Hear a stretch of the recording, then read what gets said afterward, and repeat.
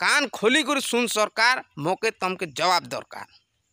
खाली बड़ बड़ अक्षर ती लिखिदेले नी हे जे आस भाई स्कूल जीवा मन दे पाठ पढ़ा 6 ରୁ 14 बरस जाए पाठ पढ़े सबू पिलाए। खाली बड़ बड़ काथी कूड़े कागज पत्रे लिखिदेले नी हे बड़ बड़ करी इतिर आमके टिकी निकी जवाब दरकार। आज्ञा माने जुहार।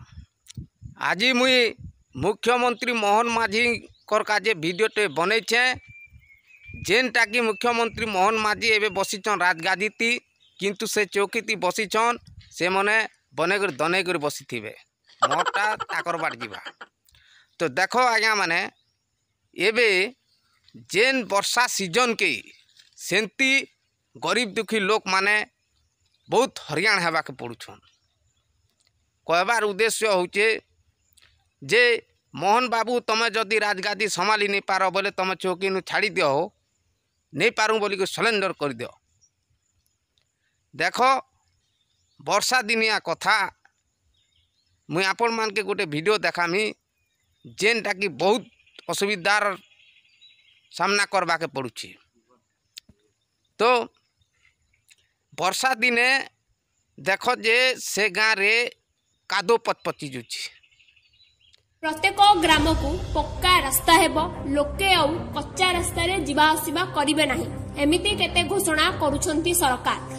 योजना उपरे योजना मध्य प्रणयन कहेउछि किंतु सरकारी कर्मचारी निष्क्रियता और ठिकादार मनमुखी कार्य पई ए सबु योजना सठिक भाव में रूपायन होई पारुनी। एमिति एक अभियोग आसीछि नपड़ा जिला बोडेन ब्लॉक दर गाँव पड़ा ग्राम कोदमुंडा गाँव कोदमुंडा गाँ रास्ता उन्नतीकरण पाई सरकार मनरेगा योजना रे लक्षाधिक टंका खर्च करिसंती किंतु रास्तार उन्नति बदल रे आहुरी शोचनीय होई पड़ुछ। टिके भल करी देखंतु एही रास्ता को रास्ता सारा कादुओ पचपच आंठुए कादुओ रे लोके केमिति जा आस करूछंती टिके देखि नियंतु। ये हेउची नुआपड़ा जिला बोडेन ब्लॉक कलाकोट ग्राम पंचायत रो आदिवासी गाँ कोदमुंडा पड़ार रास्ता। झरिया बाहेली पड़ा ठारू कोदमुंडा गाँ को यातायात करिबा गाँ रास्ता मरण जनता पालटिछि। आंठुए कादुओ पानी रे विद्यालय छात्र छात्री कोमलामती अंगनवाड़ी शिशु गर्भवती महिला समेत गाँव महिला पुरुष समस्ते यातायात करुछंती। माने ई जगह रे मु कहमी हमर प्रधानमंत्री मोदी के भी पदे आनमी जे सबका साथ सबका विकास और आमर ओडिशा रे आमो गाँ आमो विकास किंतु आमर लगे विकास नहीं पारबार क्या लगी ई ठिकादार ई तमर राजनीतिया मने जेन प्रकार कांड करी करी भी से मने पैसा के हरिलुट करुछन।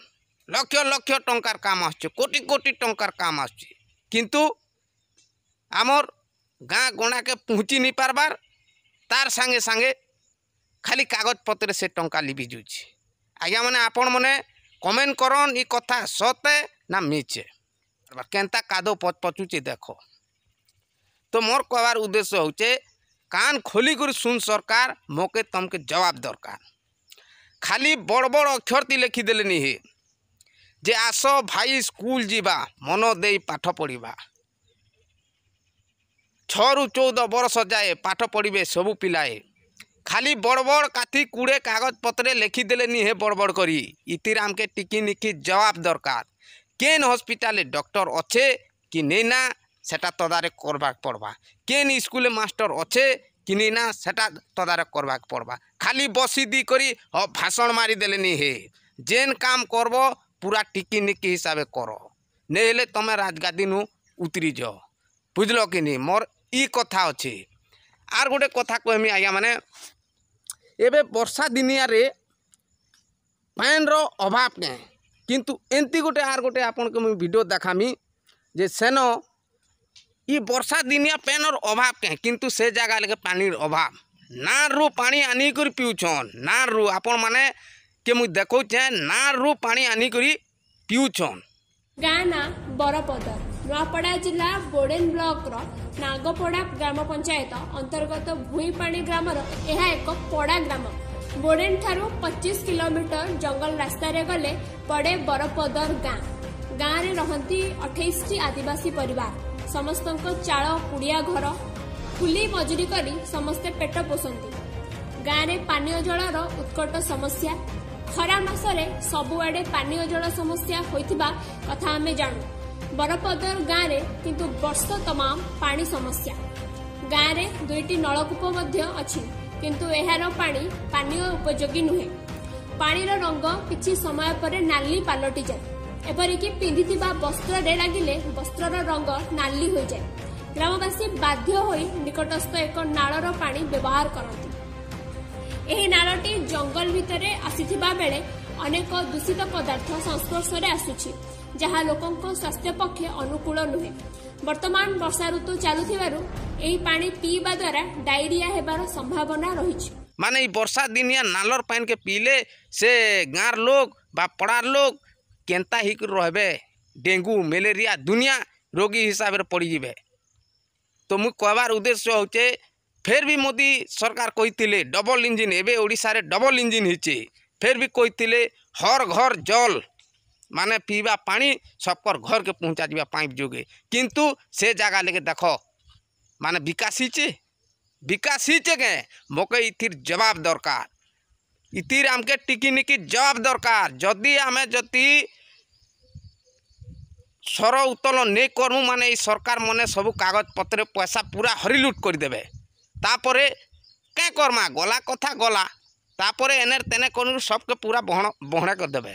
তো মোর কহবার উদ্দেশ্য হচ্ছে তুমি যদি রাজগাতি সমাবার আছে ভাল করে সমাল, যদি নি পারু বলছ তুমি রিজেন কর।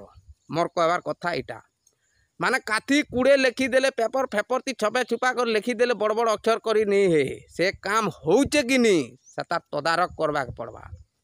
তো আজ্ঞা আপন মানকে যদি ভিডিও ভাল লাগিথিবা বেলে কমেন্ট মাধ্যমে সিওর কহন। আগে এন্তা সরকার বিরুদ্ধে মুই ভিডিও বনামি আর আপন মানে কমেন্ট করন কেন প্রকারে কেন সরকার কেনতা করুছে মুই টিকি নিকি খবর দেবি। খালি লেখিদেলে নি হে ইতির আমকে জবাব মাংবাকে পড়বা, জবাব মাংবাকে পড়বা, বুঝল কি নি।